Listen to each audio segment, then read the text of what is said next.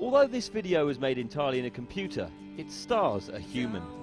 The Boo Radleys decided to use animation technology for their latest video, not just for artistic reasons.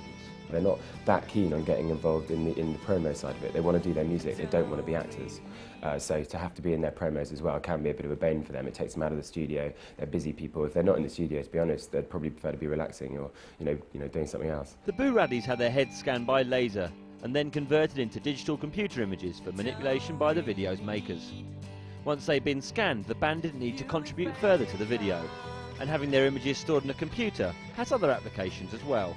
If they're on tour in Australia, for example, then they could be still available for a photo shoot in England because they can be composited using computers. So that's definitely something that is probably more likely to happen in the future. Movie stars are now familiar with performing alongside digitally produced actors, and the same principle could be applied to pop stars. If Noel was ever bored of his brother's antics, a digitised Liam Gallagher could appear alongside the band in videos, even if he was off house hunting with Patsy Kensit. Taken to its conclusion, there'd be no need to have human stars at all.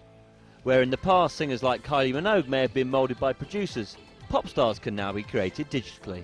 You could make a virtual guitar, stick them virtually on a virtual stage, virtually playing their instruments, and singing and what have you, The first developments in this area have already started with Kyoko Date, the Japanese virtual pop star who now has her own website.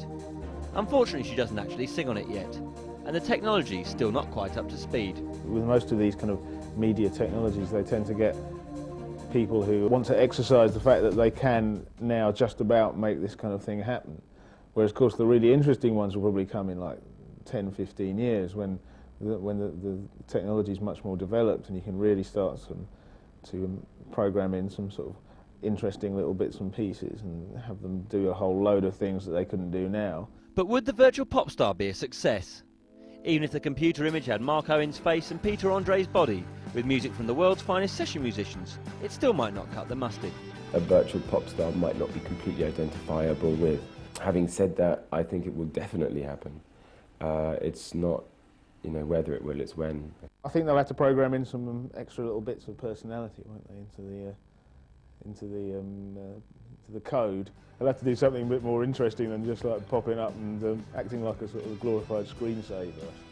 As for the Boo Radleys, their video's been an interesting departure, but if they think they'll never have to make another video again, they're wrong. I'm sure the band would love it if they never had to do another video again. Because basically video shoots are, a bit of a pain, you've got to hang around all day.